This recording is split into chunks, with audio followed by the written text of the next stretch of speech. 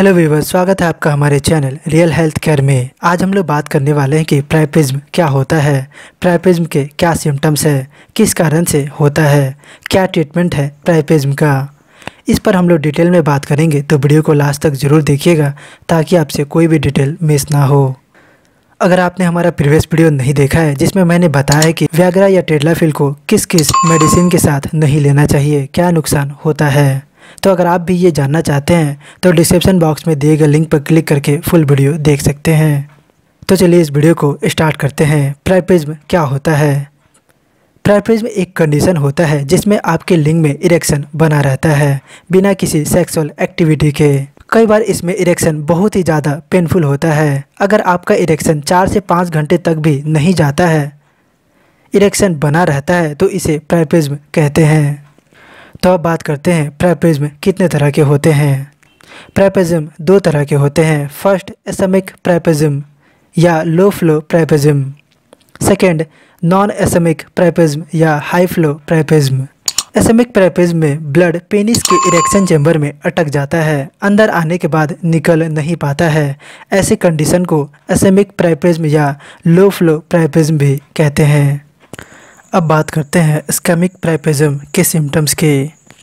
First, इसमें लिंग में इरेक्शन बिना किसी सेक्सुअल एक्टिविटी के 4 से 5 घंटे से ऊपर रहता है। पेनिस काफ़ी कठोर हो जाता है लेकिन पेनिस का टिप सॉफ्ट रहता है। थर्ड, लिंग में बहुत ही तेज पेन होता है। सेकेंड, नॉन एसेमिक प्राइपेज्म जिसको हाई फ्लो प्राइपेज्म भी कहते हैं। इस कंडीशन में ज़्यादा पेन तो नहीं होता है बट आपकी लिंग में ब्लड अच्छे से फ्लो नहीं होता है। ये तब होता है जब कोई आर्टरीज टूटी हुई हो या पेनिस या टेस्टिकल से गुर्दे के बीच में कोई इंजरी हो। इस प्लेस को पेरिनेम भी कहते हैं। इस कंडीशन में थोड़ा ब्लड फ्लो पेनिस में होता है और साथ ही ऑक्सीजन भी मिलता है, पर टूटी हुई आर्टरीज के कारण या इंजरी के कारण ब्लड सर्कुलेशन पूरे पेनिस में नहीं हो पाता है, तो इस कंडीशन को नॉन एसेमिक प्राइपेज्म कहते हैं। अब बात करते हैं नॉन इस्केमिक प्राइपेज्म के सिम्टम्स के।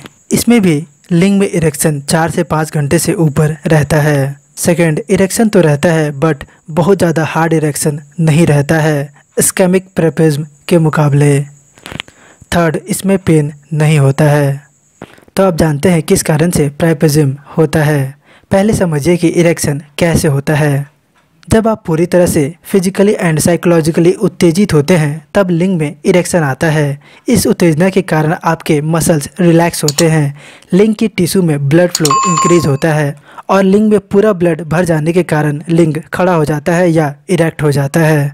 और जब उत्तेजना खत्म हो जाती है तो लिंग से ब्लड बाहर निकल जाता है, लिंग फिर से नॉर्मल हो जाता है।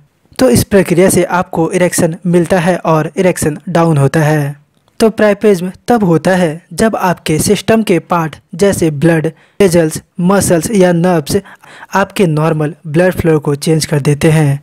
ब्लड फ्लो तो होता है पर लिंग में अटक जाता है, निकलता नहीं है, जिससे इरेक्शन बना रहता है। आपका लिंग खड़ा रहता है। इरेक्शन एक बार आता है तो इरेक्शन जल्दी जाता नहीं है। इरेक्शन बहुत ज़्यादा पेनफुल होता है।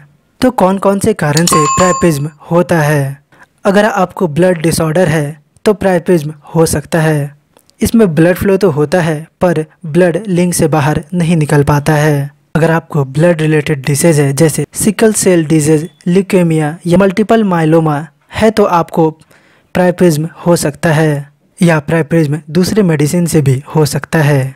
तो इसको पॉइंट वाइज जानते हैं। पहला, अगर आपने इरेक्टाइल डिस्फंक्शन की टैबलेट ली है तो प्राइपेज्म होने के चांसेस हो सकते हैं, क्योंकि ये टैबलेट आपके लिंग में ब्लड फ्लो को तेज़ करके हार्ड इरेक्शन देता है।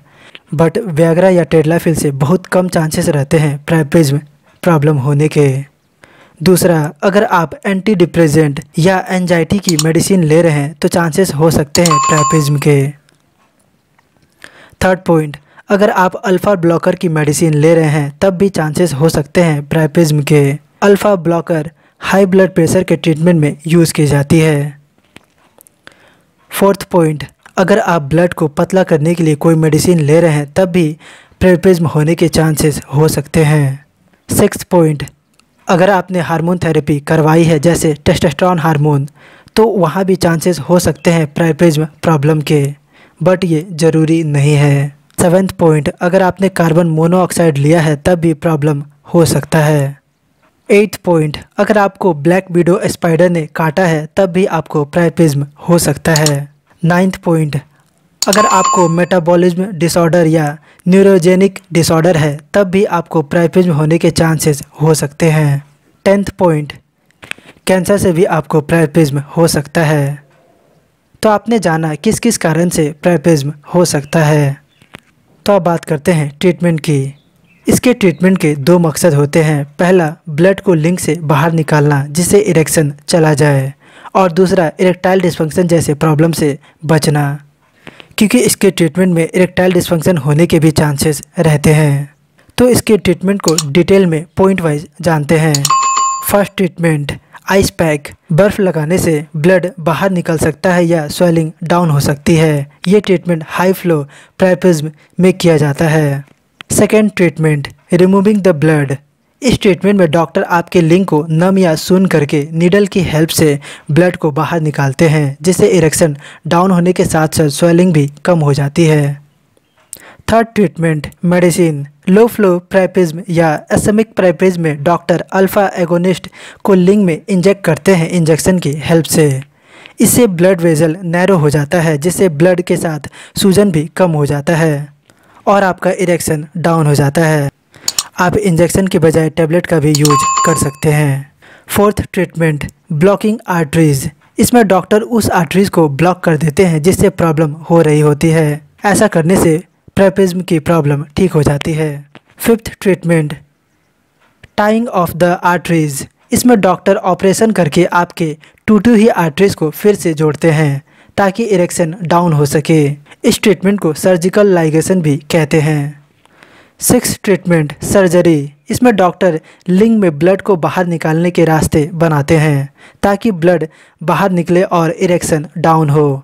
ये ट्रीटमेंट एसेमिक प्राइप्रिज्म के लिए किया जाता है, बट इसमें बाद में इरेक्टाइल डिस्फंक्शन होने के हाई चांसेस रहते हैं।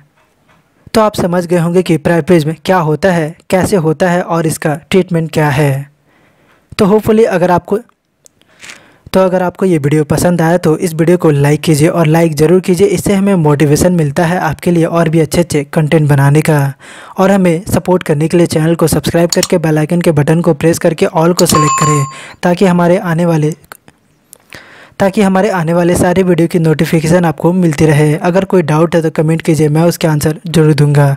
मिलते हैं नेक्स्ट वीडियो में किसी नए टॉपिक के साथ। Thank you.